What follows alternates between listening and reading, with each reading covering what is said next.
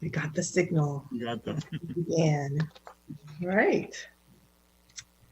Well, good morning, everybody. Thank you for joining us here.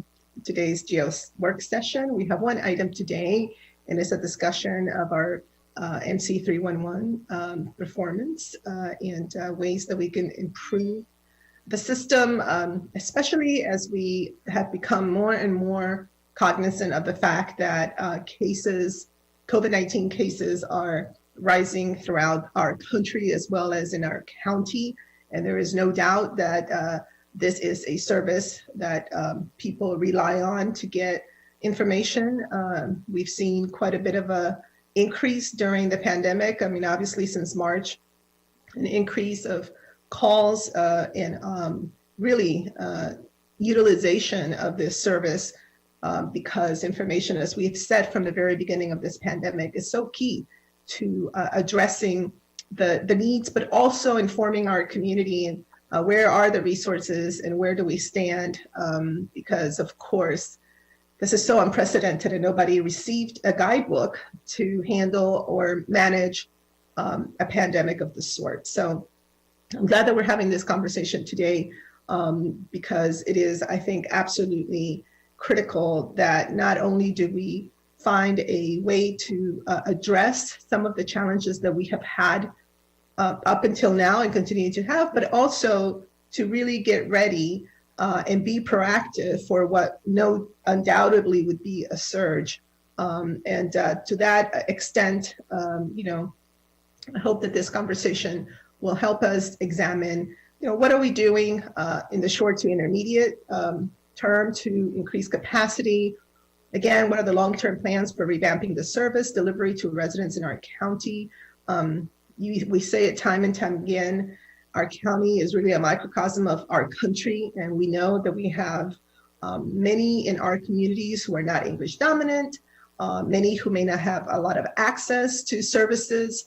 We have quite a bit of our residents who are low income and have been hit very hard with this pandemic.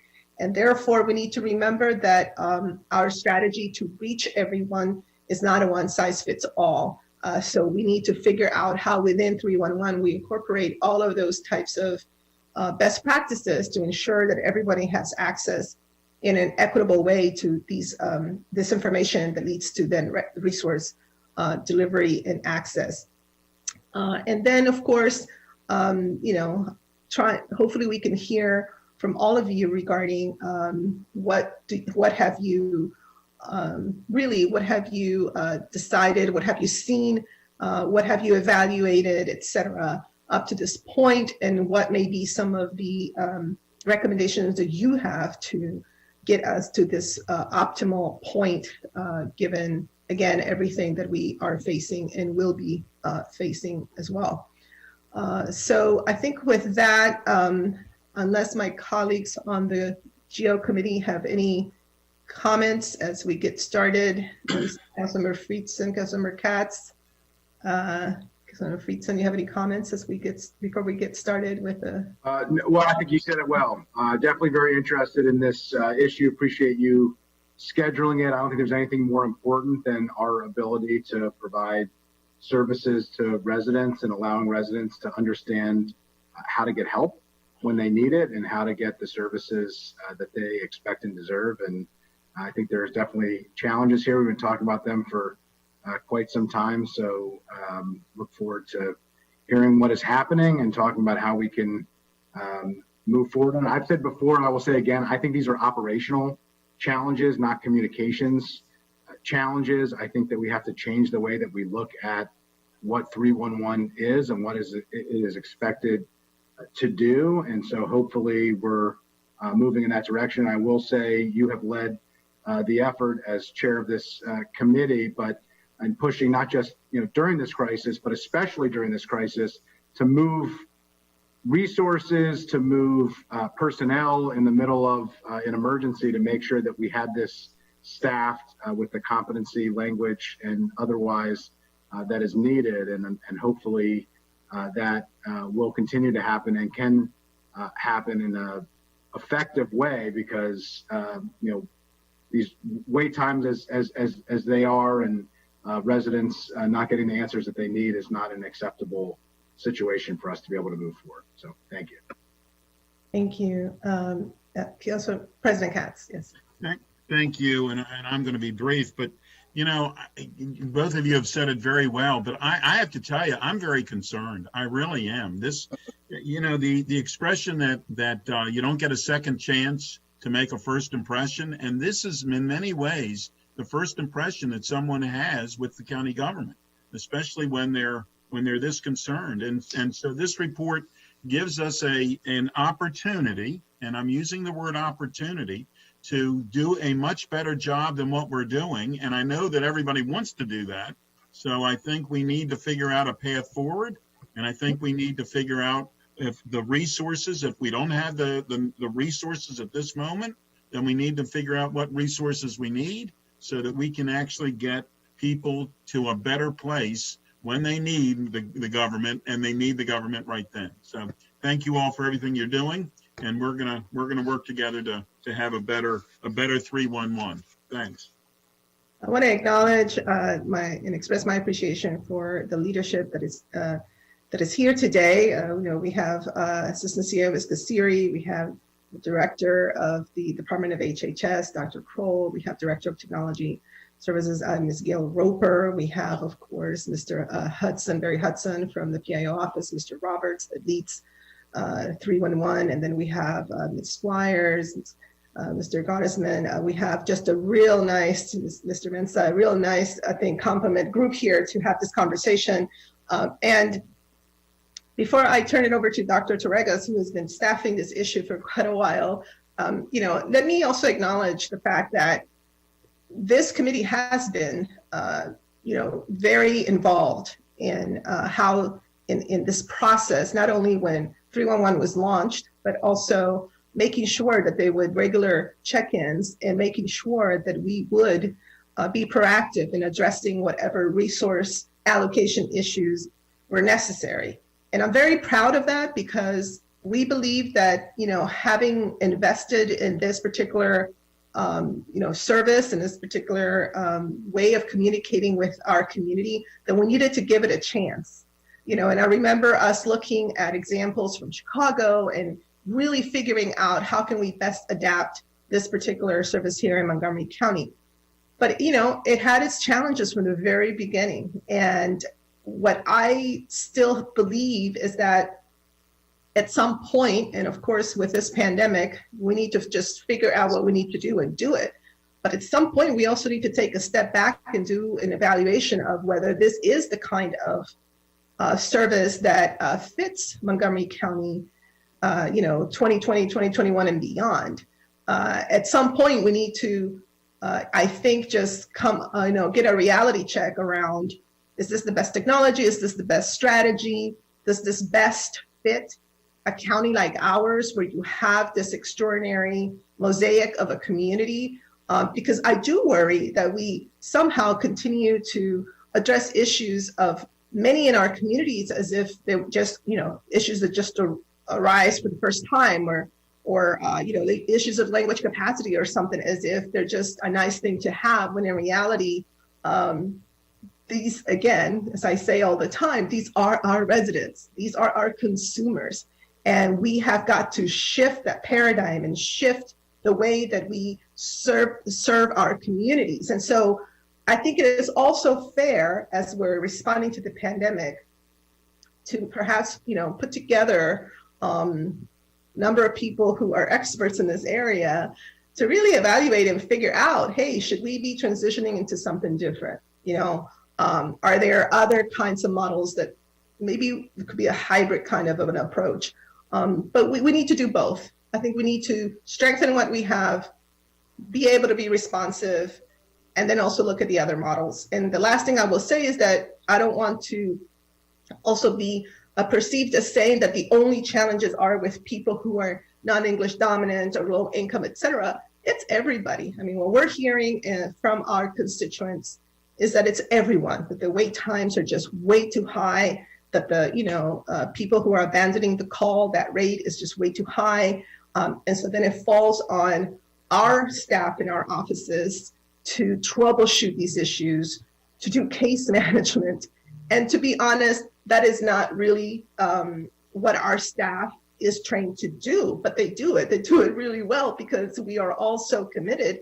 Yet, if we're going to invest in this kind of approach, then we should not just have that default all the time. So again, I hope that today we can hear about what is the immediate that we're going to how we're going to address the immediate concern, knowing that it's going to get worse in terms of the pandemic issue and therefore the need, but also is anybody having conversations about what could be the next generation? What is it that we can perhaps start looking into that would best fit who we are and the needs that we have? So with that, I'll turn it over to Dr. Torregas to walk us through some of this conversation, and then we'll just engage in a dialogue regarding these issues. And also Ms. McMillan, of course, who worked together with Dr. Torregas to put this packet together. Dr. Torregas. Yeah, and before I start, if everybody can just mute just mute in case there are background noise and stuff. Go ahead, Dr. Torregas. Oh, now, Dr. Torregas, you muted yourself. Not Everybody you. but Dr. Torregas, please mute. You shouldn't have muted Doug Costas. Okay, let's see if that the system allows me. Thank you very much, Nancy. I think you've said it right. You have a challenge as the GO committee between two different things. One is the immediate solution to a problem which is stacking up very badly. And that is our residents have to long wait times to get access to MC3011. There are many abandoned calls. I need not say that. My packet, along with Linda, who contributed, lays it out. The current situation is untenable. At the same time, you have been guiding as a committee the creation of this concept of a centralized call-taking place. And Mr. Katz, you're absolutely right. It's the first impression everybody makes. And more importantly, equally important, I would say, is the fact that if we use it right, we can know what our residents feel, where the pain points are. And we can begin to analyze that. And that's where Mr. Gottesman and the work that he does is very important, to analyze what is happening historically and the shifts that we need to make. So it's a complex problem. And this morning, we can only kind of open the lid and try to listen to the executive's decisions for the short term. But also, I would love for the discussion to capture the long term as well. We've separated into two parts. One is what's happening at MC3011 today, and then looking a little bit at the health system and some of the requests that are coming in. And that's why the partnership between myself and Linda. There's an agenda that's laid out for you on page 2, and I would encourage you to follow that agenda so that we can kind of organize things with Ms. Fariba Kassiri, laying out the executive's response to this, and then going bit by bit.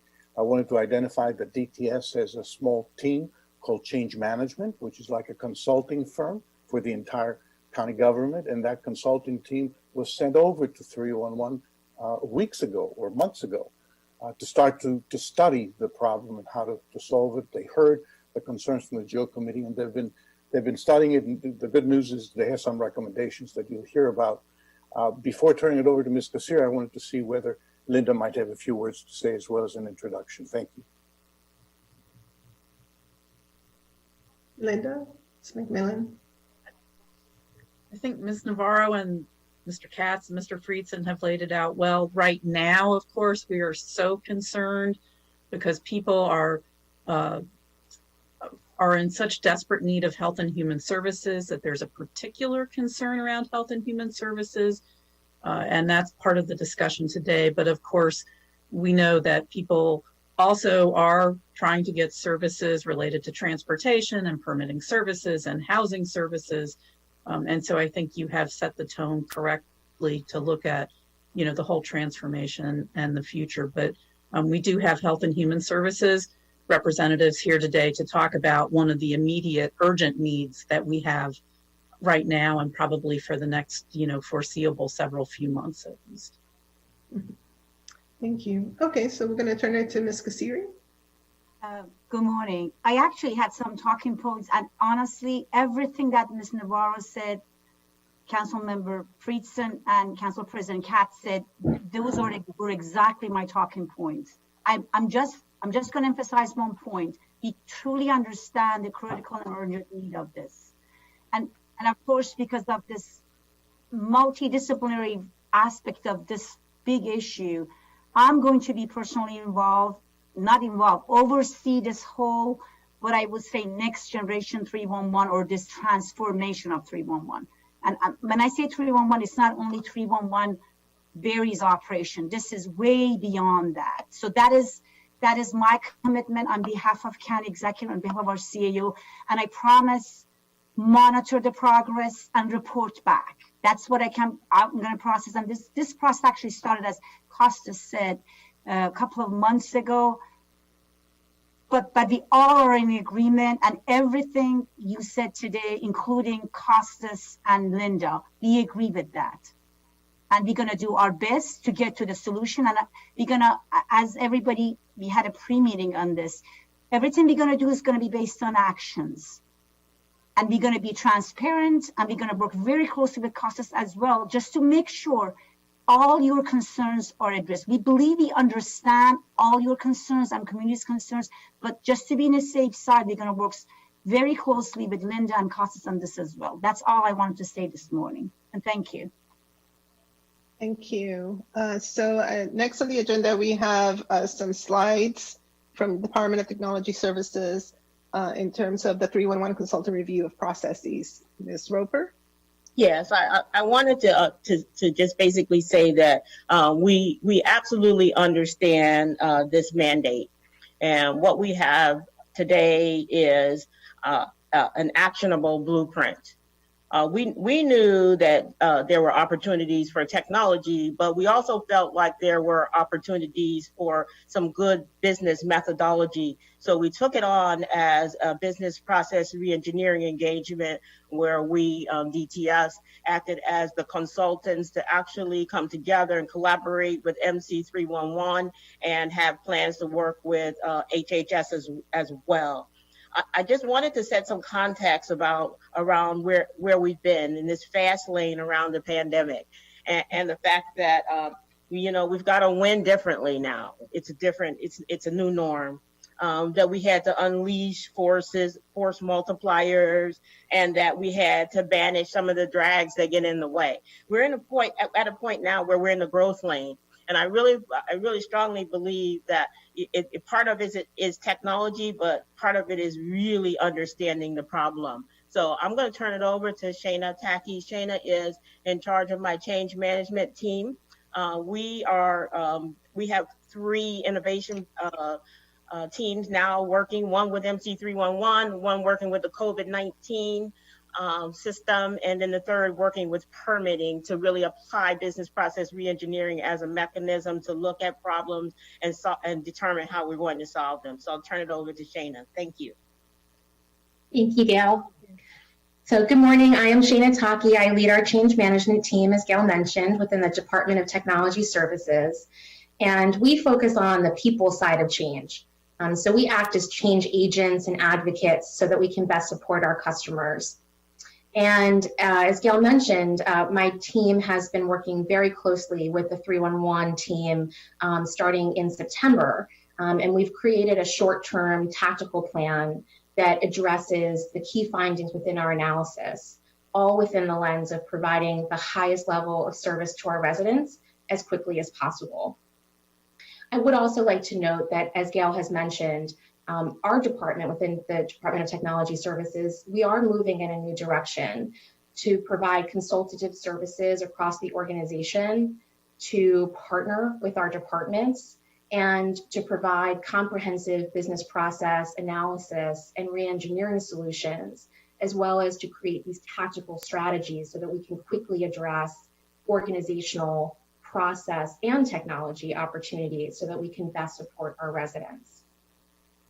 We also spoke to, when we reviewed reports from Tori Hall within the Office of Legislative Oversight and Dr. Chirigas, so that we could obtain background and review their analysis and their recommendations. So I thank them for their assistance and for their partnership. So I will briefly discuss our findings as a result of the partnership that we've taken on with 311, and I'll also discuss the short-term action steps that are happening now.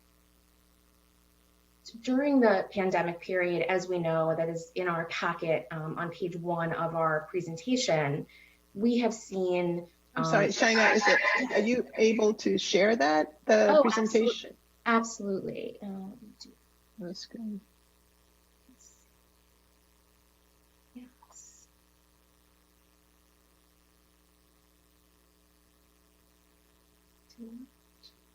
Let me know.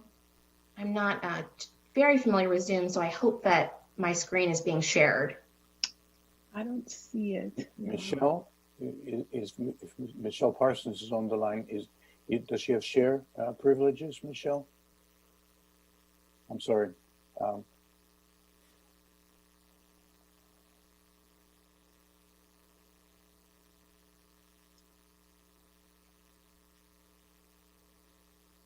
Okay.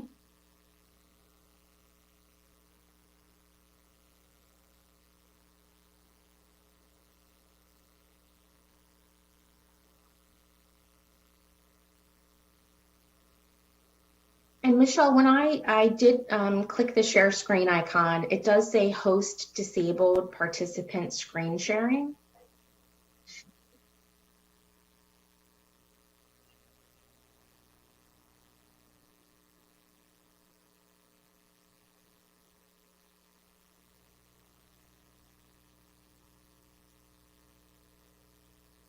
Yeah, it's working now. Okay, sure.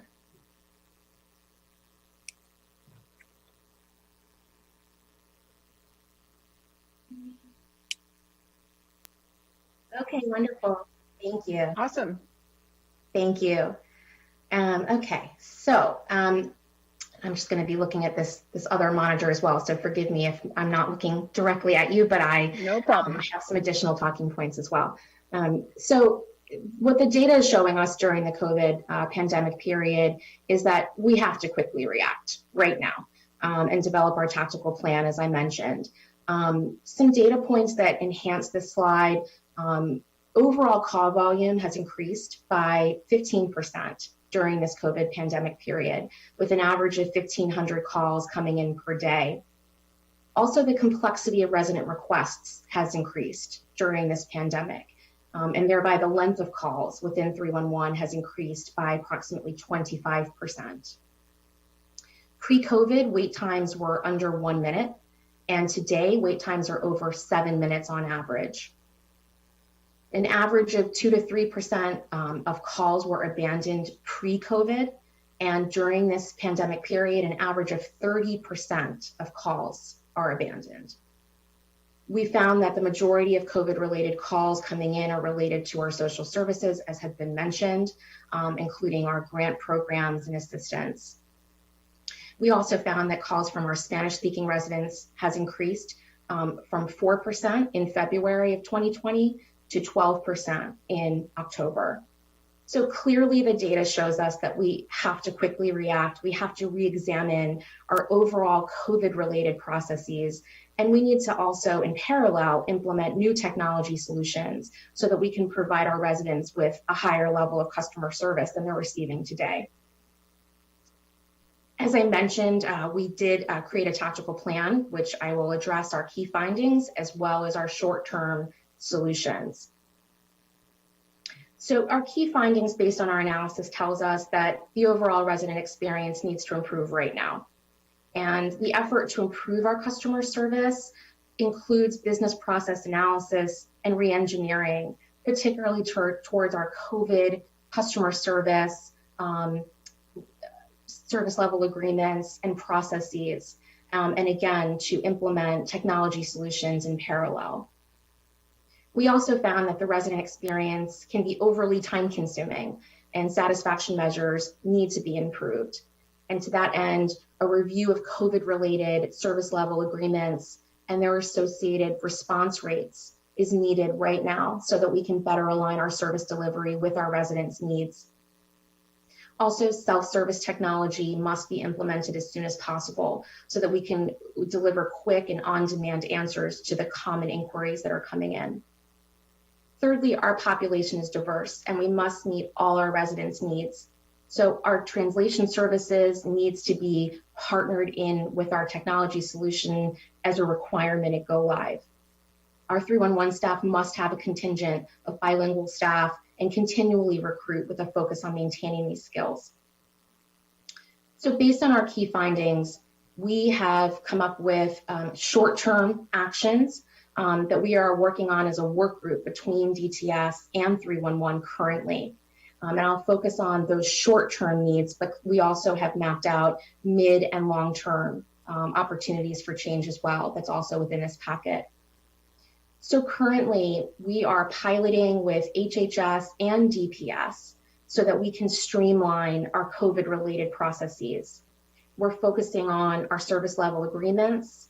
We are focusing also on simplifying departmental websites as well as the 311 website so that we can clearly convey the assistance that's needed right now and make it easier for our residents to access and request those services.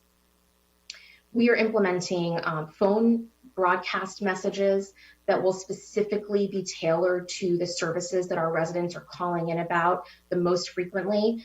We are starting with our social services, how to apply for assistance bulletins that will be implemented by November 20th. And in parallel, we are working to simplify our 311 website and working with our HHS partners on our suggestions as to how to simplify their website so that the resident, there's no confusion for the resident if they choose to go down a self-service path, how to clearly access the services that they need. We're also working to implement an online chatbot, which we will pilot within the next 2 months, that will provide immediate and on-demand answers to those common inquiries coming into 311, again, to alleviate our call volume and to provide our residents with another channel of customer service. We are also going to continue the efforts that 311 has already taken on to streamline their knowledge-based articles, particularly with the lens of the COVID-related knowledge base, so that we can better streamline and simplify the process for our residents. So I'll close by saying that transformation is not slow. We know that change needs to happen now for our residents, and our work group is working as quickly as possible in an agile fashion with a focus on implementing multiple and immediate solutions as soon as possible, and then scaling and evolving those solutions based on resident needs. Our partnership with 311 has been very successful so far as we work together to address the immediate solutions so that we can best serve our residents.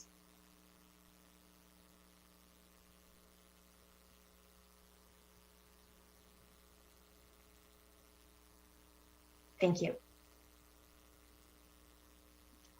Thank you very much, Ms. Tacky. This is very, very informative. I'm glad to see everything that is happening right now. I think what we'll do is just move through all the different presentations, and then we'll go back and engage in a conversation in terms of questions and dialogue. I believe next on the agenda is a look at the Hhs strategy. So, and it says including food access call center. I believe that would be Dr. Colton. Good morning. Good morning, Shannon. Did you keep the Hhs slides attached to your system? I did. Let's see here. I'm not sure if I'm still sharing. Just let me know. You're not in this moment. Okay. It'll take me a moment to find them, but no, that's okay. I will do it right now.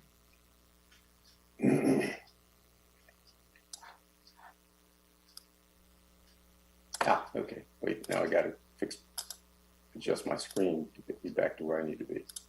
There we go. All right. Thank you. So I think this is a good starting point for our discussion in this.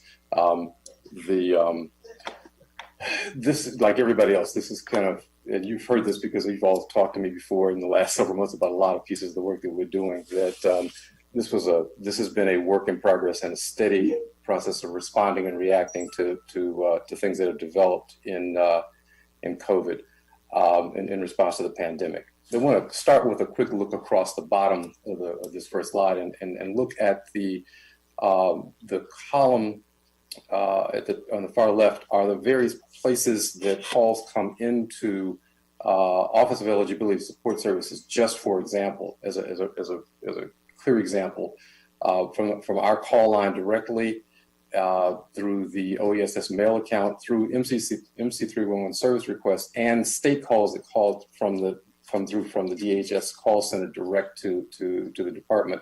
And what you'll see over the months is that we go from from March at the start of the pandemic through September. Those numbers have progressively risen across most of the access points and portals, and that doesn't count the things that we get from our internal HHS calls or calls from our partners that come in from other areas as well. So you see the volume is just kind of ramped up.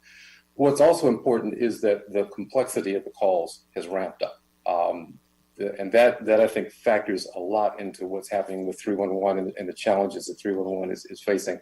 That the number of the need to spend more time with people on calls has gone up, and to understand to be able to process those calls and get them to the right place has stood up. And I'm going to come back to that in a second. But so the Food Access Call Center was our first and fastest effort to stand up something that was discrete and represented a point of handoff from 311 over to the departments. OEMHS led some of that staffing and effort to pull that up using technology solutions like Uncork and bringing staff on from a variety of places. There were, and I will, at the start of this, I'll say a couple of things. One is that if there's some question about detail, I've asked Pazita Ziz and Meta Squires and Oscar Mensa and Dorkin Rosarian to be here on standby in case there's some need to go into some depth on some of this. The FACT call center has basically staffed up by staff that were on administrative leave from other places in the other departments in the county. So rec, libraries, corrections, they were all recruited and trained to be able to access access services and process to interview clients and residents and get a sense of what they need and to get them where they need to be. I think at present there are, I don't know what quite the number. I think we have the number somewhere in this, or we can get the number. But one of the things that's happened is that we've recruited folks deliberately from multiple languages, including Spanish speaking, as a primary request for staffing. But we have 6 languages represented in the FACT. In the staffing of the FACT right now, and we also make extensive use of the language line to support folks who are calling in no matter what language they speak. So we have access to that level of support. It is an issue of time and capacity that I think is the challenge under COVID. Our Office of Eligibility Support Services has from the beginning added additional resources in the form of brokers and staff that we've had to bring on board and train and reconfigure how we operate so that staff that have specialty skills are focused on those skills, and we brought other staff in to be able to field calls and process those calls. We've added and stood up recently in terms of the response to COVID, a customer service assistance center within Office of Emergency of Eligibility and Support Services, just to deal with that additional volume and to be able to respond more faster to clients as they come in, because sometimes the calls are just 1-minute questions about what's the status of my benefit, and sometimes it is much more complex, and there needs to be that level of capacity and response across the system. I think, can I get you to flip to the next slide, please? So in addition to the work in OESS, we've also, of course, had emergency relief programs and service to end and prevent homelessness programs. One of the things that we've done, each of these represents a benefit category that we've stood up in response to COVID. And as we've done that, we've added staff to process applications that were coming through 311. 311 has remained our portal. So the volume of 311 has picked up. The processing staff have picked up. I think that the assessment and evaluation does that call handoff piece is where we're facing some challenges, I think. one of the things that we did, that FACT did, was they began to take on the calls that were coming in for rent relief program. So when you look at the staffing in CEF, you'll see that we added 12 brokers in addition to the 28 staff that are in CEF that were processing those. That's different from taking the call and doing the analysis and getting an evaluation from folks. Those are the folks that are looking at the completed applications and processing those for approval. And we needed those folks to make the process work on the back end. Doesn't matter how many calls we can field and how many people we can talk to. It is what happens then afterwards for us. We've got to be able to respond to those folks as well as take the calls and get those calls answered quickly.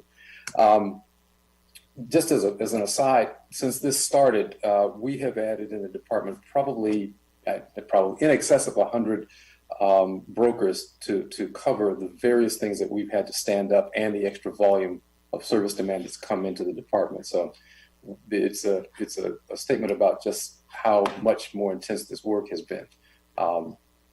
So this integration, I should say, around of services to end and prevent homelessness and coordinated with the FACT, I think is a response that is an approach that we need to be paying attention to as we go forward, because I think that integration piece is something that will help us down the path. And can I get one last slide, please? So the issue for us in terms of where we go now in this are a couple of things. One, you've heard Shana talk about and Gail talk about the coordination and looking at how 311 fields calls and technology services helps with the analysis of that. I think we are looking at some analysis and adjustment of the service level agreements. And to be honest, I think the knowledge-based articles also have to be a part of that process, both short-term and long-term, because the articles are those things that help 311 staff figure out where to send a call and how to refer a call. Given the complexity of cases, it's not just food, it's not just rental assistance, it's not just behavioral health, it's not just one thing anymore. It is increasingly complex. And so the challenge for us now is next steps is to really map that process and understand what's in place, and then to figure out whether we're reviewing staffing and recruiting additional staffing to make sure we're serving folks and have language capacity and numbers to serve folks, but also looking at the technology solutions that are in play now, and what else we might be able to do to simplify the flow to make sure folks get quickly to where they need to be in the department. So there's the call forwarding services, self-service tools, websites, website changes, things that we need to look at fairly quickly to see what else we can do. And then as I said, the knowledge-based articles, they were designed to get people to the specific location that they needed, but not necessarily designed to send people to a central location when the needs were complex and they needed somebody to spend time with them, to a case management, to a coordination and navigation process. So I do think that the FACT is an example of a place where at least two of our services could be integrated and put together in a way. And I think there's some needs to do that across the department as we go forward to address the volume and types of calls that are coming into 311. And I would say just longer term, we've got to look back, I think, at how we leverage technology and what we do coming out of this. We are well past this emergency. We're going to be looking at long-term complex cases that stem from just this pandemic. This is when Katrina hit, we defined it as a slow motion disaster because the implications were going to be long-term and long-ranging. And I think COVID is going to have exactly the same kind of impact on what we're going to see in terms of demand across the department. So it's how do we generate, so one of the strategies that we have to look at is how do we address multiple access points for the public? 211, 311, web-based, community-based. We're looking obviously at going across the community and standing up the HHS navigation system. I think we've talked about that and how that ties into hubs. But we also now have to be able to figure out how we field those calls from 311 into a central space that allows HHS to take on the task of managing those cases and getting them the services that they need across the department. I also think that as we look back on this, we have to also talk about how we plan for disaster and emergency response for the future. So even if we have a central call system that in its normal run is staffed adequately to manage the needs of calls as they come in from or calls as service needs as they come in from whatever source, in an emergency, we need to be able to declare a disaster call center that is working in tandem with 311, but is centralized, that addresses things like our family assistance center needs, our food needs, our emergency support needs, to make sure those get into the department and get triaged and managed until we get folks the help that they need. And then I think that for us is a longer term conversation with DTS and 311 about how we develop those pieces. So I'll stop there and we can move on and we'll come back to questions or whatever the council's pleasure is on this. Thank you very much. This was a very thorough presentation with a lot of food for thought. So really appreciate everything that you're doing, and also the identification of those things that we definitely need to continue to work on in a proactive fashion. So I very much appreciated that. Okay, so next on our agenda, we have the discussion of strategies. I don't know if we can go back to not sharing the screen. Dr. Torres, yes. Yeah, if I could just say a couple of things to introduce the topic. When the prior executive stood up MC311 10 years ago, there were three goals that he had in mind. One was to streamline the experience of our residents, that they could find one place where they can go for anything. The second was to save some money by centralizing and reduce the number of call centers. And the third one was to manage the activities and the performance of department directors so that he could see in one screen how the departments were dealing with the actual, not information calls, but service calls. As we go forward into the future, and you've already laid out that future, Nancy, we have to make sure that that third one is not forgotten, the managing of the performance of departments through the MC311 kind of collection of data. So it's not the giving of the service, it's also how did we do? That part of evaluation is something that County Stat has been tracking for some time now. And the question of who sets the service level agreements, how do the departments perform against those service level agreements is a very important aspect. And unfortunately, it's not like for the right now, but in the medium term, we have to be cognizant of that part and not to let go of it. So with that in mind, I suggested 4 kind of clusters of discussion that the committee may want to do. One is how are we doing on the staffing and the management of staffing at the center. The second is reducing the volume of incoming calls. The third one is managing the resources at the department level. And then the last one is the introduction of new technologies that everybody can agree with. Thank you, Nancy. I just wanted to give that context. Thank you. No, I appreciate you reminding us of that. I will add another bullet to your to the ones that you just shared, which is one that the GO committee had plenty of discussion, which was utilizing the data to understand things like budget allocation, so that as 311 calls would come in, and as we capture that data, we could, together with the administration, obviously, identify what are those issues that continue to be a challenge. Do we need to put resources there? So it would inform even our budget deliberations and the resource allocation. And it's something that, again, we have not been able to realize, but I know it's something that the previous councils were very interested in.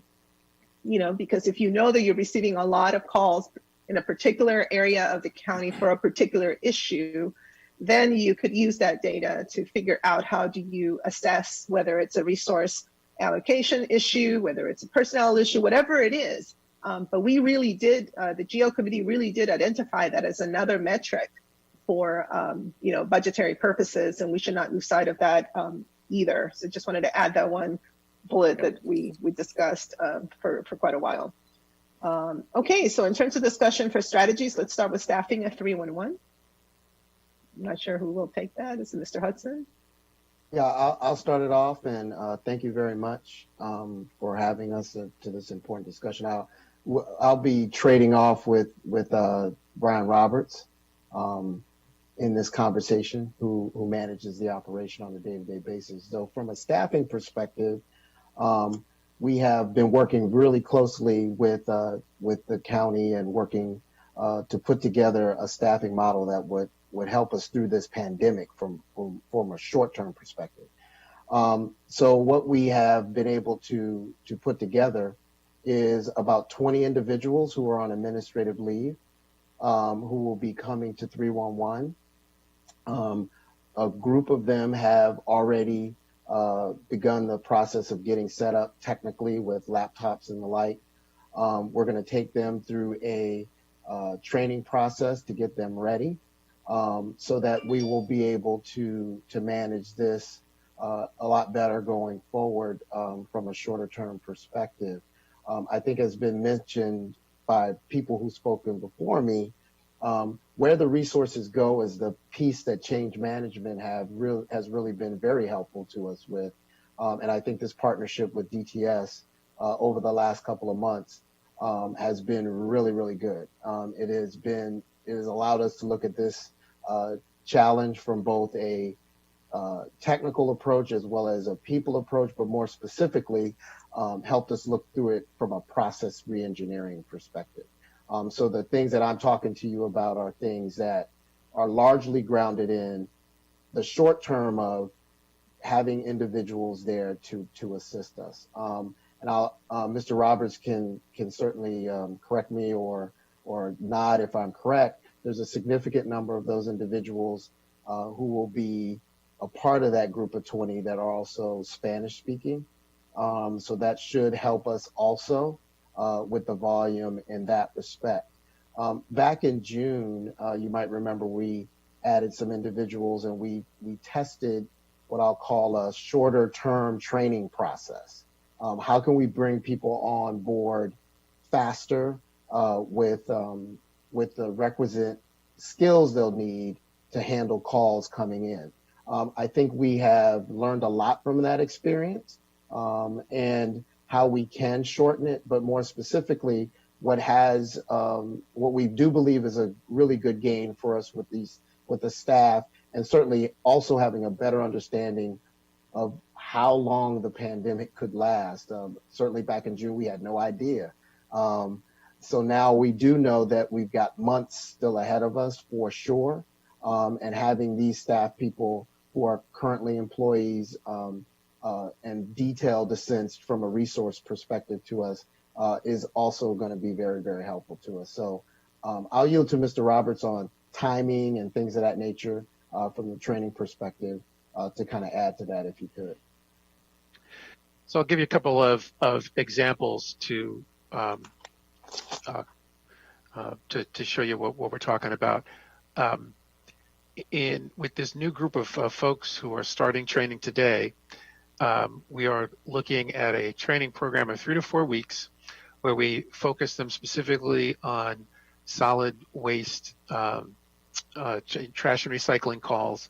And these are very well-defined processes, and it's a pretty high volume. In addition to social service calls increasing, permitting services and trash and recycling calls have increased, we believe, because some people who are taking advantage of low interest rates and doing a lot of building, and these services are increasing in demand. And so if we take this group of people, we train them, that's half of our normal training time, and we'll get them up and running and be able to answer those calls. In addition, we are in an even shorter time frame than that. We are working on what my friends in the DTS telephony tell me are telephony bulletins, but basically they're recorded messages with information, and we're learning how to write scripts, and we have a draft ready, and we're working with the technology team to actually build this out over the next few days and start testing it. And what should happen is when a person calls, they'll press a number, say 4, in order to hear a message about how to get basic social service information on our website, specifically information about food, Medicaid, and other cash assistance. So we're working on that, and of course we're working on that in concert with HHS, lots of moving parts. But we anticipate that those calls will divert people to this message and to the website, and hopefully away from call takers. So by actually using people, but and also using technology, we hope to alleviate some of the staffing needs. And we think long term, the learning that we're going to get is the ability to help encourage callers to use self-service options, and also for us, when we need additional people, learn how to bring them up quickly, because even in non-COVID times, whether it's taxes, whether it's leafing, snow emergencies, there are other reasons why we may need to staff up at different times. So being able to learn how to do that more quickly is important in the long run as well. I'll stop there.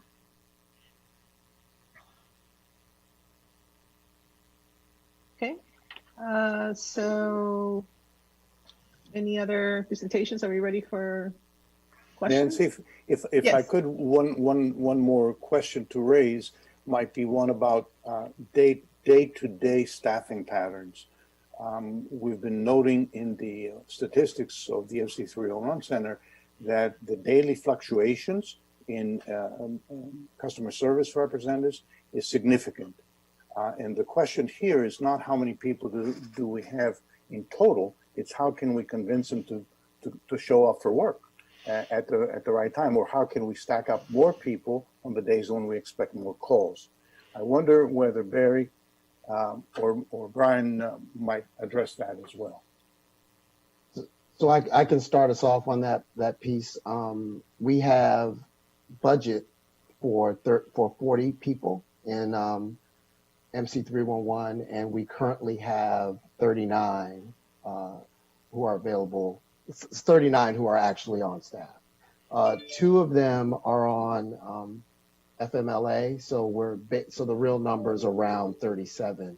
But there are also other individuals who have some accommodations that their schedule is not quite as strong. So you might notice often to the point that we have around 31 people.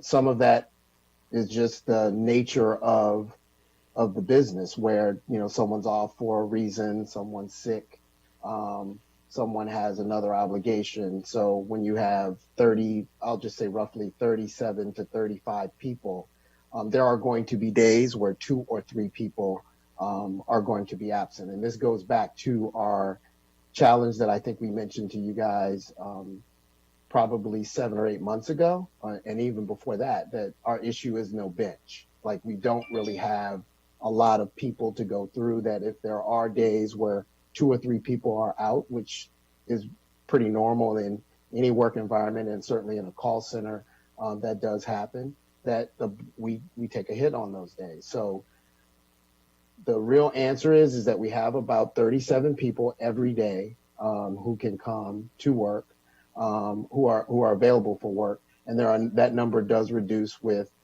some other things that are going on down to lower numbers. Now, obviously, when the talk time gets longer, obviously when the call volume comes in, that makes it a little tougher to manage. That is what we're hoping this group of 20 will be able to help us balance a little bit better in the short run and handle that call volume. So I don't know if Mr. Roberts wants to add to any of what I've said or correct anything that I said wrong. No corrections, but just a couple of quick points. First of all, I want every committee member to understand that there's a deep level of commitment within MC 311 for everyone. Everyone is solidly behind the mission, and folks are coming to work. This is not a matter of folks not needing to be convinced to come to work. In fact, our folks are looking at the clock, and they're managing their time, and they're taking all the time they need with each customer, but they're also making sure that they wrap up in between calls and take very little time in between calls and move to the next one. They're doing a heroic job under the circumstances. And what you see are 3 or 4 people taking annual leave because they're people, not robots. They need time off, and especially in this intense time period. But we're not seeing people, ask for more time than normal. They're taking the normal time. What's different are some of the provisions of the CARES Act. So there's additional EFMLA, and there's also FFCRA. Please do not ask me to tell you what the acronym stands for, but what it allows for are people to take time during the day for medical appointments and childcare and things like that. And these are bargained for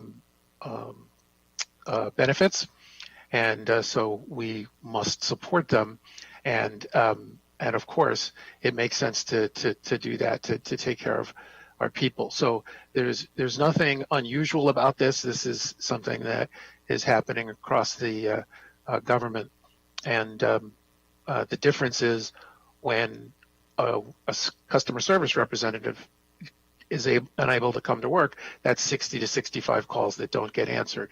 So that's the struggle, and that's why it's important for us to look at these strategies for being able to ramp up, for surges, and that does have down the road budget implications. And if I could just add one more point, and it's going to be real quick, is that we've talked a lot about how these calls are emotional for everyone involved, both the call taker and the person calling in. And I just want to add to what Mr. Roberts said about the really good work that our staff has been doing, talking people through these difficult times, and really being there for them. It's been heavy on them emotionally because they're hearing things that they haven't heard before, and having to help people through those calls. So I did want to add to his point about they're doing a yeoman's job, because there's things coming in that they weren't handling before, and they're handling these tough topics pretty well based on what we've been seeing. So, and they're experiencing them themselves. Yes, some of them are experiencing themselves. So. I wanted to just add, just briefly to talk about the trends that we're seeing nationally, particularly as it relates to innovation. So I mentioned earlier that we knew that technology could help with this situation, but we also knew that it had to be a combination of re-engineering processes and technology, not just one or the other.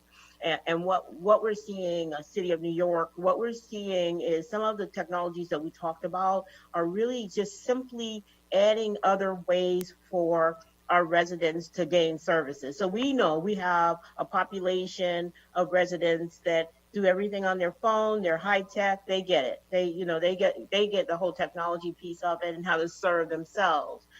But we don't have enough channels right now to really accommodate that population. So as we see the specificity related to what kinds of calls are coming in, where we might gain benefits from having easy access for that population and spending more time on populations that don't have that kind of knowledge in terms of technology. The other thing is I wanted Shana to just just really quickly talk about the chatbot, because we use these terms and nobody knows what we're talking about. But, there was a language, we heard Mrs. Navarro talk about the language challenges that we have. And I think I mentioned chatbot in a meeting we had earlier. Mrs. Navarro goes, chatbot, okay, that's interesting. But I think it's important to know what that brings to us and how it has benefited 311 call centers across the nation. So Shana, just really quickly, could you explain the language in chatbot, please?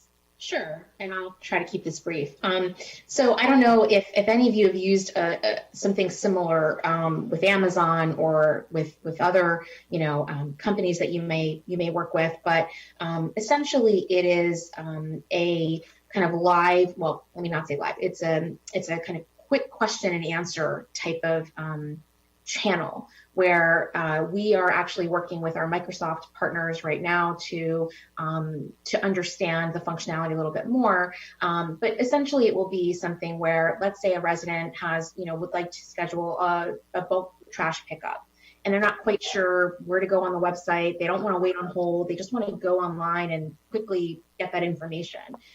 So this chatbot would be kind of like that virtual agent where, they're able to ask that question and then have immediate direction in terms of, where on our website can you just click on quickly to then schedule that service. And so, as I mentioned earlier, part of our charge is to implement new technology channels as quickly as possible. So we do feel that we'll start small and it'll be more of a pilot situation, where, as Gail mentioned, we'll identify, the top, let's say 5 to 10 most common inquiries that people are asking for, and then leverage that channel. And then again, scale it as we go further. I hope that gave a little bit more insight. Mm-hmm. Yeah, I think so.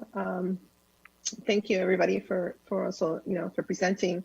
So, a couple of things, and of course, my colleagues, I know, have a lot to say and to ask as well. But so thinking about the immediate and the fact that, again, I literally feel like we are right now sort of poised to begin again the ramping up because we know what's coming, unfortunately. So I think that, we've seen what happened in terms of like the period between March and where we are now.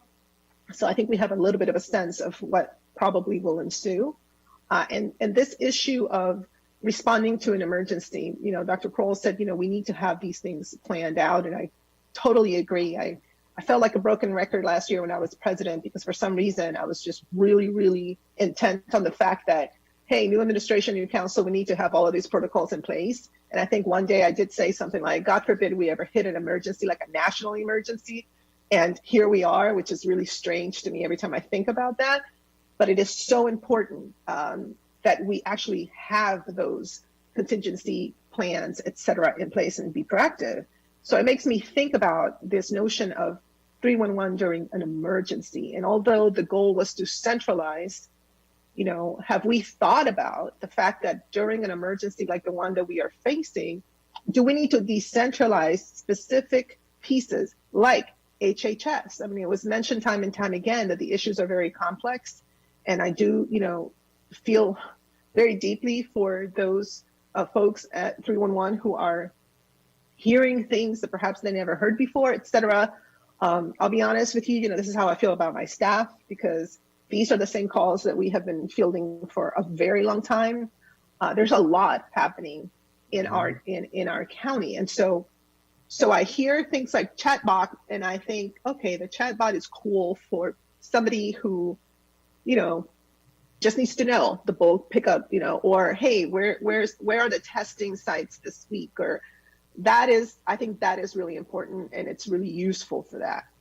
But the complex calls, especially when they have to do with things that are so important, like, HHS services related, et cetera, where we have staff that is trained to do case management. I'm wondering if there's a way to develop a protocol that during an emergency like this one, we might decentralize certain pieces like that. That's number one. Coupled with that, I know we had this conversation before about MCPS's translation unit, which I worked when I was on the Board of Education.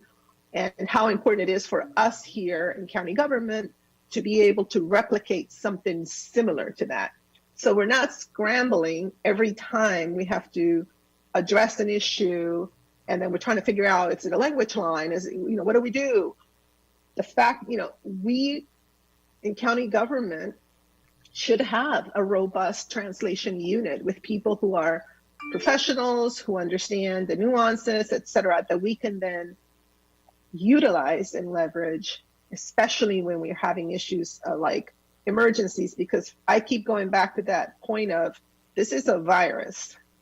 If we're not able to put out the information in accurate form, this is a major threat, because if people don't have the information and they can't, and they can't respond accordingly, then it undermines our work in terms of trying to mitigate the impact of this virus. And so more than ever, this is not even, this is not just a nice to have, this is like pivotal. So I just wanted to pose those two questions from the start, dealing with the immediate, any thought to decentralizing certain portions of this, because I think that would address the issue of not having staff at 311 that has that kind of knowledge in terms of, case management or understanding how you deal with these very emotional and complex issues. And number two, where's the status for the translation unit that I know months and months and months ago, I think Mr. Hudson, you said that you were already working on that. Did we stand up the translation unit? That, Councilor Melbourne and I worked really hard in the beginning of the pandemic to stand up multicultural communications teams, both in the executive, which I think it's been great, and also on the council. But remember, these folks do other jobs. Ken Hartman does other things. Sonia Mora does other things. But I know we have resources, PIO resources embedded in each department, et cetera. So what are we doing to actually create a particular unit that is dedicated to that? So those two things, decentralization as well as translation unit. So translation unit, I would be more than happy to come back. So we have been working with Diane, who took the lead, and actually I know you were instrumental pointing to what schools have done. So there have been some progress, and I really need to go back because this was a couple months ago. We did have some internal progress report on that. I will get back to you, I promise you, by the early next week. So that effort is done. There are many other things as part of that we need to do. So it's not only just resources, but as far as translation within 311, I thought actually they do have the resources, but I think what you're talking about is way beyond that. You're talking about something just like a school that is available, that even outside of 311, everyone can access when needed and be available. Well, it's embedded in the 311 work as well, because my point is that when you have a county like ours, I mean, the school system recognized this years ago, right? I mean, I left the school board in 2009, and this unit was already, it was functioning, it was created, et cetera. The school system recognized a long time ago that Montgomery County, to quote the famous words of Tom Perez, it's not your mama's Montgomery County. It had changed a lot, and they responded immediately. County government has been real slow in doing that. I mean, we're still doing it piecemeal, and it's wrong. And so, again, it's not even fair for something like 311 that has to respond to have to kind of scramble to figure out how to do that. We should have a well-established, well-resourced translation unit that does two things. It does the actual translation that's culturally appropriate, but can also work on issues of outreach, because those go together, right? And if I, got $1 every time somebody comes and says, yeah, we're going to do this work in the X and X community, but then they turn around and call me and say, oh, can you help us reach X and X community? It's like, but I thought that we gave you funding to reach it. There is a disconnect. And I think that we are at a pivotal moment to shift that thinking. And instead of kind of doing it piecemeal by, kind of like every time there's an issue, okay, is it culturally appropriate, linguistically appropriate, et cetera? No, that we have a robust unit whose job is to deploy these types of capacities, wherever it's needed, and it's high quality. And again, I cite the school system. It's an award. It has won national awards because it is such high quality that here we have a template within our own county, right? So we just need to stand that up. And again, you can imagine how frustrating it is for me because we had this discussion. I know we had this discussion early on when the pandemic hit, and I'm still hearing, that we're going to check on it. That's a problem. So we really need to get going on that. And if it's a matter of resources, I think we need to talk about what we have already embedded in terms of resources in county government to do these things, put all that together and really, use this as a model that it is already in MCP and MCPS. Number two, though, could we decentralize, especially during an emergency like this one, decentralize something like, the HHS functions, for example, that are coming through 311? Could that be just addressed through HHS? So even if somebody gets the call from 311, and I don't know, maybe that's what we're doing now, could that be just forwarded to a unit that is within HHS that is able to then discern the nuances of these very complex issues, so that can be faster and it could be more comprehensive, and that way people don't feel like, okay, I just hung up because this person didn't even know what I was talking about, or it just took way too long, or whatever. Is that what we're doing? Or if it's not, if it is, can we enhance that? But if it's not, what would it take? What would be the barriers for us to stand that up within, for example, HHS? What resources would HHS need to stand this up during this emergency? I don't know, maybe Gabe, I think we are decentralizing. Maybe, I don't know, Barry, we're not decentralized, but all the options. I'm sorry, Fariba, go ahead. Go ahead, Barry. Okay. I would say that to your question, council member, some of that has actually been done, and there has been some decentralization work that has been done at the, particularly on the food side. If you look at how those calls are being handled and set up there, I think you hit on a very, very good point, and there's been some steps, and I think that's part of what this work that we've been talking about in terms of looking at it from a process reengineering standpoint is leading us to that very point. And during this pandemic, as we look to kind of, I'll call it, prepare for the next wave, preparing for that next wave will cause us to look at where those resources need to be put in the next month or so or sooner that we have to look at. And I think the other piece that I'll just add to that is I think it also allows us to better think about, and we'll use something as simple as the EARP program.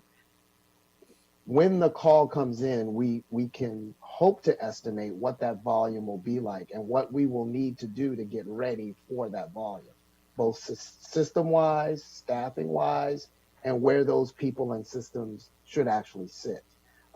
So I think we do have time. I think we do have the beauty of past experience over the last 5 or 6 months, and the understanding that this is not going away in the next 5 or 6 months, and that it is a likelihood that we are hitting not just a spike, but another upward trend that we have to prepare for, both from you all side in terms of appropriation and us to be ready to be able to handle that because we know it's coming. So my short answer is I think decentralization is what we've learned. And even from a 301 side, we learned that there is a step there that could we perhaps pass that? Could we perhaps skip that step or shorten that step so that more people get to the service end faster than they have been based on the current structure? And that's some of the things I think has led to this study saying there's 20% of the calls that, you know, might not be the best place to come to 311. That's part of what that finding has been for us. And I don't know if Shana or Brian want to add to that based on the work we've been doing over the last. Well, before we do that, so I would just love to have that as a follow-up, Sure. you know, memo of sorts within the next maybe like week, because the only concern I have is that the surge and the next wave, like it's here, like, you know, it's we're already there, and so, you know, it's the notion, I guess, is that because of the emergency, because of the crises, I think it would be awesome for us to be able to have kind of like that model already in place, right? That activates this contingency approach that maybe, you know, once things get settled, et cetera, maybe we don't need to have that same type of approach. We go back, you know, to centralization. But I believe very strongly that we do need to decentralize, learn from, you know, what we've gone through so far. And then of course, let us know the capacity, you know, the resource needs and the capacity need. Things like, we have people right now on the ground with the initiatives, right? Could we even leverage some of those folks that have been working in the community to kind of give some feedback about what is it that is necessary? You know, could we continue to train a cadre of people that are kind of like promoters? That could be very useful. So I feel like we do have a lot of assets in place, but how do we leverage those would be super useful. And again, I think it would fit the characteristics of the pandemic and our population. And then similarly, if I could also get that update about the translation unit, we need to do this. Like we need to do it like right now, because it cuts across every single aspect of the information sharing and the resource, and the service delivery models that we need. So an update on that would be like super important. Okay. Because I want to be mindful of the time, and I know my colleagues also have questions, and I didn't want to cut the conversation with Shina, but if you can just incorporate that in a memo form, Sure. And, you know, copy, of course, Dr. Torregas and then all of us, so that we can help you, you know, as well. I mean, we're here to be a resource. Before I forget, though, I also wanted to say for our council staff that the same kind of approach vis-a-vis, you know, communication, I'm trying to see my notes here, the emergency, you know, sort of like emergency contingency plan, et cetera, that we're talking about here, that we on the council have to do the same, you know, with our communications people, with our knowledge-based, you know, articles, et cetera, because our council staff, our personal council member staff, have been operating as you know, as these types of sort of case managers as well. So council also needs to have that type of structure put in place for us to be ready when this, you know, wave hits, working obviously in collaboration with these kind of services on the executive side, but we also get the brunt of those calls, and we also get the brunt of, you know, the questions, et cetera. So we on the council need to think about how are we adapting our own processes as well. So, okay, so let me, before I talk too much, Councilmember Friedson. Thank you. Appreciate it, and associate myself with all of the comments that you have made. And you know, the challenge that I have here is, you know, we can analyze this for a long time, but we have an issue, and it's not clear to me that we're going to have the solutions in place to meet the crisis that we're in. I mean, maybe for the next crisis, and you know, that's concerning. You know, just based on everything that we've heard today and everything that we've talked about before, you know, it seems pretty clear. There's a staffing issue, there's a technology issue, there's a preparedness for a crisis issue, and there's a rigidity or flexibility issue, depending on which way you want to look at it. The technology issue, it sounds like there's some movement on that, although that's medium and longer term. We've been talking about that for a while as well. Appreciate the efforts that are being made there, but that is not for now. That is for, you know, moving forward, at least as far as I can tell. the preparedness, we needed to be prepared for this crisis. It doesn't seem like we were. And the staffing issue is one that we've been talking about since I believe that first meeting that we had on March the 6th in the morning, where we talked about the need to move employees around and use all the powers that the executive has in the midst of a crisis, and to reach out to the council immediately if more authority was required in order to meet this need. And I agree with the points that have been made that staff is doing a heroic job in challenging circumstances. But the challenge that we have is, in an environment where staff is doing a heroic job in challenging circumstances, when we are still falling well short of what we want, that's a management failure. And it's not a management failure within the 311 system. To me, that's a management failure from the top of county government that needs to see this as the challenge that it is, and provide the team that is on this call with the resources, the staffing, the authority needed in order to do the work that is required, or to make necessary changes in order to make sure it's happening. And that, to me, is just an overwhelming challenge that doesn't feel like it's heading in a direction that makes me particularly comfortable. A few questions specifically about the staffing side of things. There are 24 employees that were noted in the presentation that were moved over to 311. But the numbers that we heard about seem similar to what the numbers have always been in terms of personnel, the 30 to 31 people on a regular basis, 37 total. Could somebody explain to me how that jives, the 24 folks who have been moved over to step in with 311, and how that jives with the numbers that we were told of the number of folks who were involved in the 311 system currently? Sure. So the 24 that you're talking about are individuals who have been assigned but have not fully been, they haven't been trained and the like. So we're going through that process. I think Mr. Roberts indicated that the first 8 in the group are starting training today. So the 24 is going to be an add-on to the existing staffing levels that we currently have.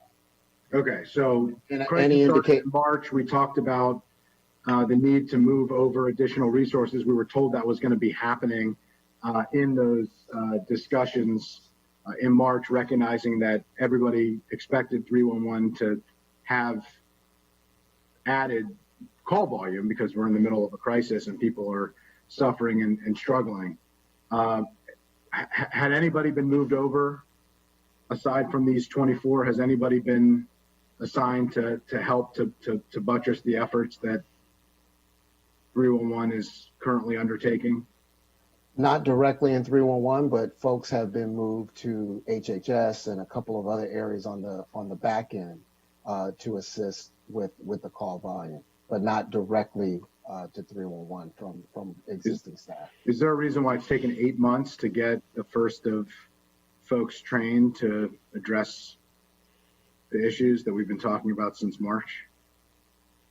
Well, there were some. So we did make some adjustments and add some temporary staff in June. We added, I believe the number was 5 individuals into test from the outside, because back in June, one of the things we talked about was the additional the challenge of moving people at that time, that we weren't sure based on the training schedule and time period how long they would be with us, just in case things started opening back up. So we went to a temporary model. We brought in 5 individuals. We trained those individuals. So they did help augment our staff for a period.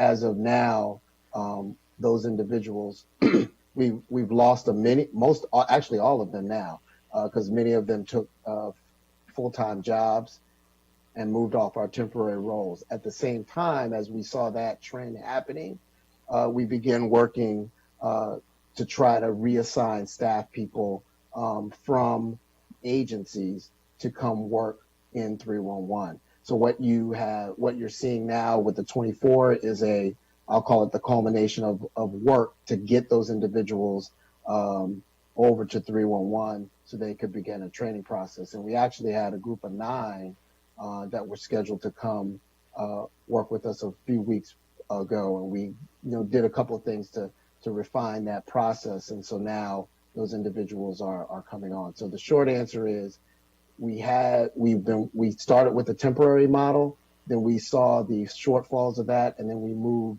to a full-time model over the last couple months that we've been putting together in terms of getting those individuals assigned. Because the assignment is not as quick as we would hope. It takes a little more work to get to that point, and so that's where we are with the 24. I'd also like to point out that in March and April, we were actually handling the additional volume, but it's actually the first 2.5 months. And in mid-May, what happened was the county's social distancing and other restrictions deviated from the state, and then at the same time, the EARP phase 2 kicked in, and right at that point, everything changed. That's when the wait time started to increase. So for the first 2.5 months, we were able to handle the volume, and we had to make some changes after that. I appreciate that, but I mean, and I think it is, some of the challenge of, our broader communications and outreach when we're doing things differently from the state, which we've talked about separately from this conversation, and how that presents challenges. We have to be prepared for it. But that was mid-May, and we're in mid-November at this point. So I mean, it still is challenging for me. I mean, we had thousands of employees who were teleworking or not able to do the jobs that they are hired to do because of the restrictions being placed on the county, and that the county has placed on itself and its residents. And we have glaring needs where residents have major challenges, or trying to reach out and are unable to hear back. And somehow nobody is connecting those two things to figure out, well, how do we move the folks who are underutilized into a place of significant need? And to me, it screams what it has always screamed, that this is an operational job, and it needs better coordination and collaboration from the second floor. And it seems like that is not happening to the extent that it needs to happen up to this point. I don't know if Siri wants to note that. We have, as far as reassigning employees, there are many operations, even the food recovery, not the call takers, just answering. There have been many reassignments, but I promise you going forward, and as far as just 311 call takers, I don't want to blame just the complexity of it, but it seems that initially there were some issues with training, intensity of training. Therefore, I guess we were slow to pivot and even modify our own training. For example, what you heard today, we basically training these folks on a very targeted area, because training someone to be a 311 call taker didn't work. And I apologize if that took us a while to get to what are the issues and how quickly we can address this. But I promise you, going forward, we are going to address this issue, and we are on top of it. And again, these 20 people, it's kind of the way even they're being trained going to be very different. They're not going to be knowing all 311 operation. They're going to focus on targeted area to relieve pressure off of the ones that can handle those, what we call challenging or difficult calls. And I appreciate, I appreciate that. I appreciate the acknowledgement. I do think, to me, it's not that mistakes have happened. I think everybody is willing to accept mistakes and learning on the fly. This is an unprecedented moment, and nobody has a roadmap for this, but it's that no action was taken in the beginning. That we, it's not that we trained folks wrong. It's that we weren't adding folks and training them at all up until this point, which is troubling. But ideally, we would be in a situation where we would be prepared for something like this, and hopefully, as we move forward, we can be. Speaking to the point of decentralization and to flexibility, it seems very clear that every department needs to have additional folks who are already trained. And they can be trained for two things. One, they can be trained to take calls if call volumes increase and have that be, a place where they can shift their responsibilities.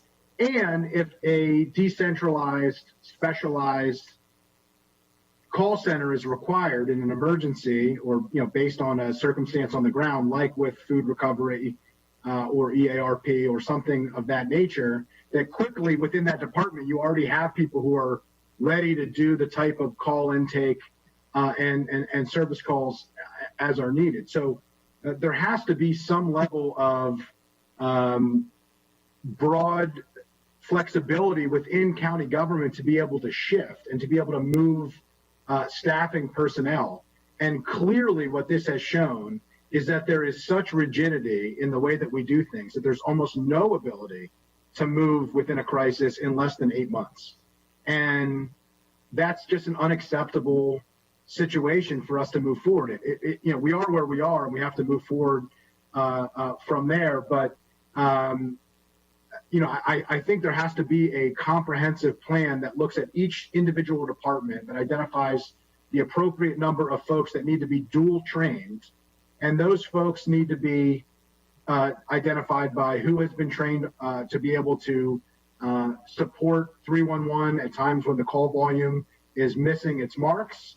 And they need to be able to be in a situation where they can set up a temporary call center within each department based on the CAO or 311s or whoever is the person responsible for making that call, and identified, which I believe we already do, on cultural competency, so we know exactly who and what number of folks who can speak the various number of languages that we have in Montgomery County.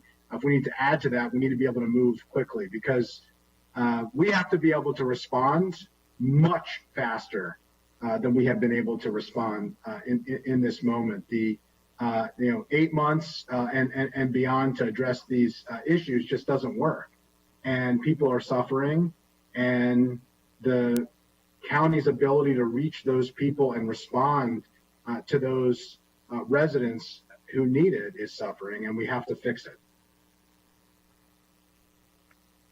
That's all the questions I have, Madam Chair. Thank you very much, Councilmember Friedson. Council President Katz. Thank you very much, Madam Chair, and thank you, Councilmember Friedson, for your thoughts as well. Let me just start off by saying I sincerely appreciate everything everyone is doing, and I know that this work can be very difficult even during other times. This could be difficult work, especially now.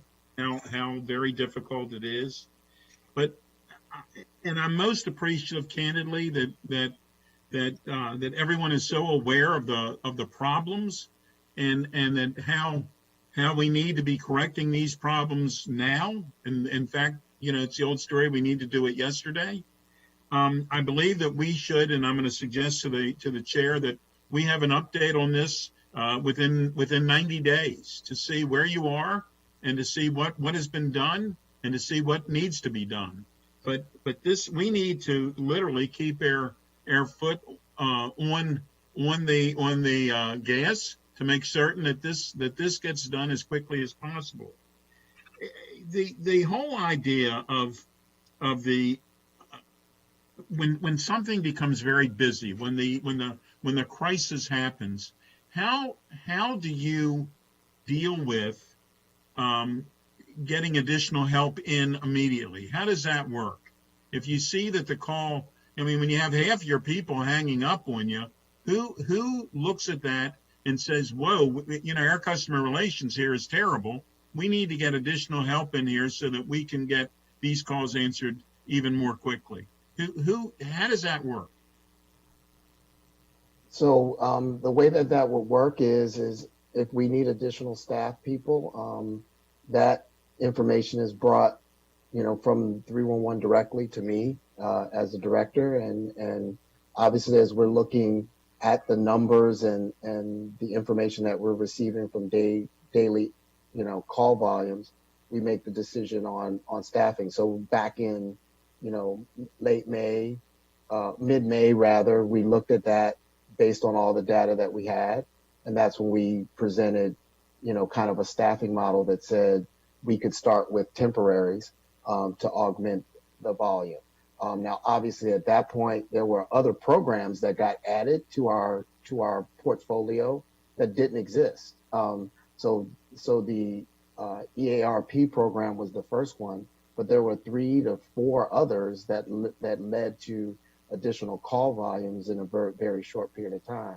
I think Fariba laid it out very perfectly that part of the challenge is when you're typically, at least from my experience with call centers, there's time to plan for training and development for programmatic things, which is very different from a snowstorm or some other type of emergency, where people are ready to answer questions specifically about something. In this particular case, we didn't have the advantage of time. So as soon as that first wave of people we had through the temporary model didn't work, that's when we began working on trying to bring in folks from other departments and agencies to fill the position. I guess I appreciate all that, but I'm asking about if on Monday at noon you realize that half of the people who are calling in are hanging up. At Monday at noon, can somebody say, "Oh, by the way, we need to bring in additional resources"? In a grocery store, if there's a long line of people checking out, the manager looks up and says, "You know what? We need to open up some other checkout lines." Right. Is there ability to do that? And the short answer to that is no, because that was what we had said. We've said for a while, we don't actually have a bench. And by not having a bench, and if you look at a grocery store model, which is a perfect one, the reason why a grocery store person can do that is because he can say, okay, we opened the store and we only needed 4 lanes. Now we need 7, and we'll take those individuals who were doing this or that, and we'll move them to the registers so that they can take more people. We have a set number of people who are set based on trends of volume and the like that are there to handle our call volume. That's what the 40 people are. And when it goes beyond that, it requires a whole different structure of how do you bring in staff to support that work. Is there, well, see, and I appreciate that, but candidly, in that grocery store, they have a set number of people as well. They're flexible with them, but they have a set number of people as well, where they'll call in additional people to come in while the other people are doing, trying to check out customers. I think we need to have a model of some sort that allows for that. I mean, if there's such a crunch that half of the people, that's a horrible number. Half of the people are hanging up on you, then we need to do something else. I see Ms. Squires has raised her hand. So did you have something to add, Ms. Squires? Yes, please. Thank you, Councilmember Katz. I appreciate it. I want to just note the differences. So in regular days and regular emergencies, we do have these agreements, and we have MEMAC and EMAC, which is the Maryland Emergency Management Compact and the Emergency Management Compact. So we do, for example, we were creating Family Reunification Center plan, and we understood what 311's capacity was. We created agreements with the state, and we would go to the federal, and up and up and up. We would scale up as needed to have call centers at the state level to help us. These are just unprecedented circumstances where everybody's jurisdictions are at capacity to their full resources. So we can't go to the state to help us with the call center because they just don't have that capacity right now. I think it's just to recognize that it is a little bit different, that under regular circumstances, we do have these agreements and we are able to scale these things up. Now it's just a different kind of taxing of resources. And so, we started with severing the public health line from the 311, right? So we had the public health line become its own line. That's 1,000 calls less a day that are not going to 311 that are able to go to public health. We then severed, the food. We severed OESS. We severed CEF. We severed kind of as we went along the way to see how we could take some of that. But now I think, to Ms. Navarro's point is that we absolutely need a disaster assistance call center, and it is a decentralizing it, but it's kind of centralizing the decentralized part, right? We want to make sure that it's that we put it back together in a way that's formatted to be able to handle on a scalable basis everything from a snowstorm, God forbid any school event that happens, active assailant, and to a mass pandemic. And we absolutely need to build that going forward. And together, I think everyone has all the lessons learned now from this pandemic to be able to do that, to move forward. Well, I appreciate that. I'm not going to dwell on this. You know how concerned we all are, and I know you're concerned as well. Everyone on this call is concerned, but I believe that we need to have a system that this is not going to go away. These concerns are not going to go away in the immediate and candidly in a midterm as well. This is going to be something that we need to do. We've decided that the public is going to be serviced in this way, and we need to service the public in a much better way. Candidly, when half of the calls are people are hanging up on half of the calls, that's called failure. I mean, there is no business in the world that would say that that's a good system. So we need to make certain that people are comfortable, that they are getting answers, and that we need to do it in a timely fashion. So I suggest that we come back in the 90 days to figure out what we've done in a better way to create a better system. Is there a possibility that people can telework? You mean the call center staff? Yes. They actually already are. They have been the entire time.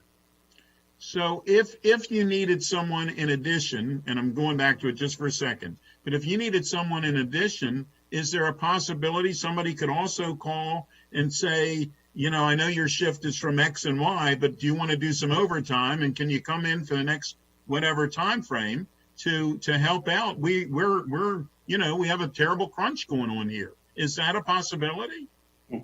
I think the possibility I think the short answer is yes. There are things that we would have to do to prepare them to be able to take that call. Having the correct software on their computer. That's one of the things that actually happened last week with the 24 that we're adding. The first 8 got laptops and all the things that they would need to be able to handle calls from home. So one of the advantages of the current situation is that it is easier to add people because you're not looking at fitting them actually sitting in the call center.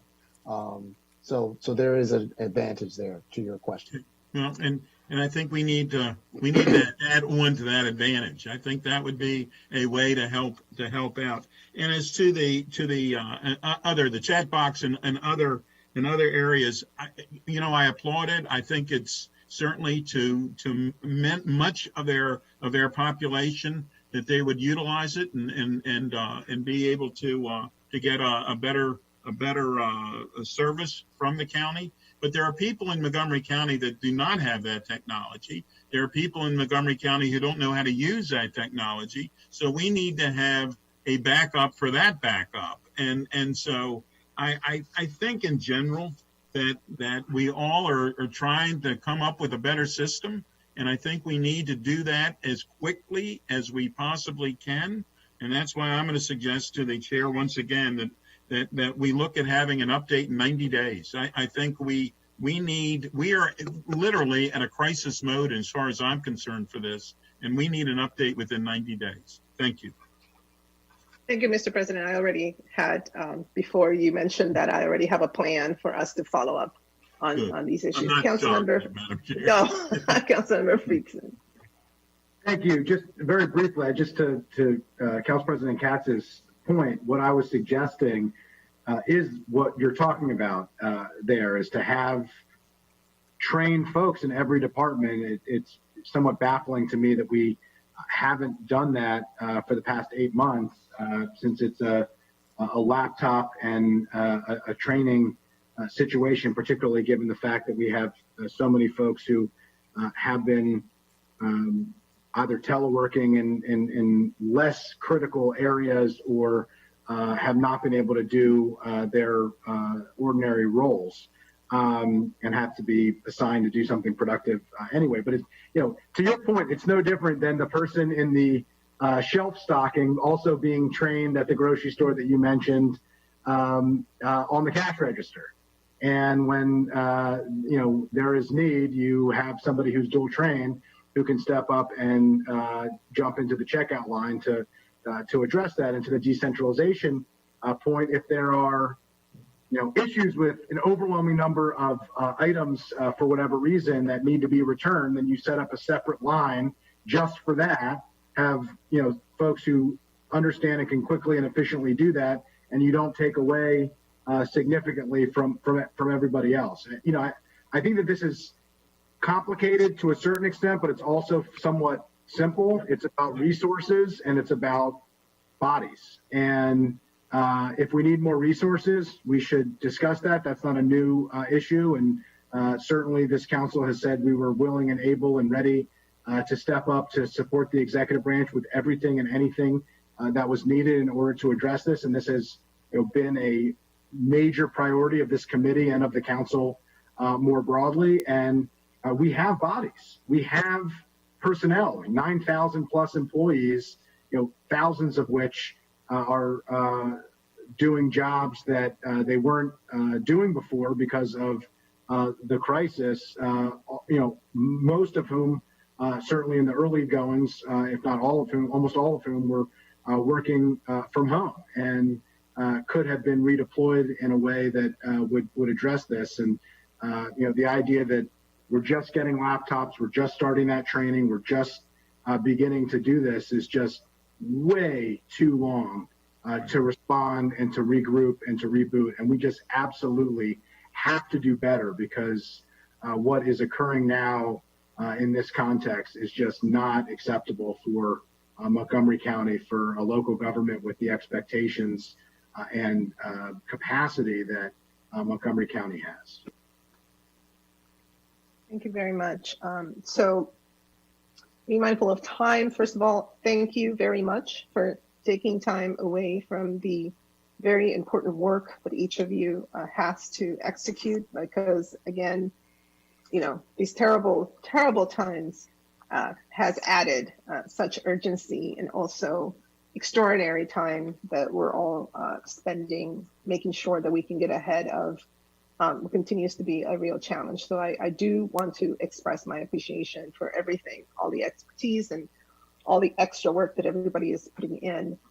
With that in mind, I would like to propose that the GEO committee receive a memo in early December to capture what we discussed here today. And basically two parts. One is the, emergency piece of this, meaning what we're doing right now. We, I believe, have plenty of information, lessons learned from the past 8 months. So I think we have enough information to inform what needs to happen like right away. And so within those categories, and of course, we'll work with Dr. Jagos, Ms. McMillan, Ms. Siri, et cetera, to make sure that everything is captured in terms of what the members of the committee said. But I believe that we should not only describe what it is that we're standing up, what changes are we making, but also possible barriers. And in particular, if there are things that the council needs to do to help alleviate those barriers. I'm of the opinion that because we are in the middle of this emergency, we need to do whatever we can to be nimble and to be flexible. And I think sometimes it's hard because we do have particular, structural barriers that stand in the way of that. We need to identify those and just deal with them, right? Because again, past 8 months, we've been trying to figure this out.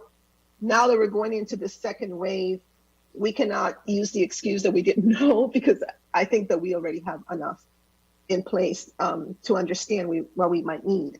I also want to make sure that we incorporate, as I mentioned earlier, the initiatives that we stood up. So both the Por Nuestra Salud y Bienestar initiative, as well as our African American Health Program initiative, make sure that we capture data that they have, make sure that we incorporate, for example, the lines that they're utilizing, the telephone lines. Let's make sure we incorporate all of that knowledge and that capacity within this approach, right? So that we're not, once again, just working in silos and not capturing some of that really wonderful information as well as the results that are taking place.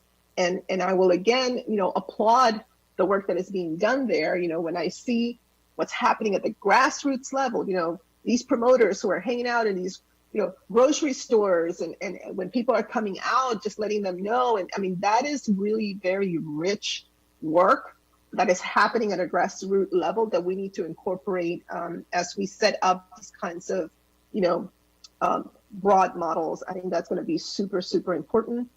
We have also nonprofit organizations, community-based organizations are working with us. Let's capture that capacity as well. Let's leverage that knowledge base and those resources as well. And then I think that obviously once we get a sense of what it is that we're putting together for this first, the second wave, the status also of the translation unit, which I think we need to make sure that this is both outreach and translation and interpretation. Those go hand in hand. I believe that, for example, like the chatbot in an app, we've been talking about an app for a long time. We need to recognize that our county is super diverse in that way. I mean, there are people that are going to feel it's be perfectly fine to use the chatbot, right? Actually, it's kind of cool. I've used it a couple of times, and I'm always very skeptical about these things, but some of them have been really interesting. I think there's going to be a lot of people that will use those. Conversely, there'll be a lot of people that would love to use an app, right? But there are going to be those who absolutely want to get on that phone. So we need to have a response to the various, ways that we can get the information and the resources out to all different types of consumers, if you will. And then in the memo also, just kind of like what you're thinking going forward, kind of like that change management plan that was discussed. How is that going? Where are we going? What are the barriers once again? And Ms. Taki talked about that. I'd like to understand as we go, what are those barriers? Inevitably, I know right now we're all focused on the immediate, but inevitably, I think Dr. Kroll said it very well, this pandemic will have permanent consequences that will alter, I think, the way that we address the needs of our constituents. That is inevitable. And I think to the extent that in this change management, we're thinking about that, would position us very well. Lastly, just if we have any kind of data on benchmarks with other large jurisdictions, just to see what they're doing and whether there are certain models there that could be so useful for us. And that way we're not kind of reinventing the wheel here, but if they have figured out how to overcome some of these structural barriers, we should absolutely, figure out ways to emulate that, just like other jurisdictions are looking at some of our initiatives here to replicate. We may be able to learn from them as well. And then, so that could be, I think, the check-in memo that we can receive in December, because again, I want to be respectful of the fact that all of you are really busy dealing with this emergency.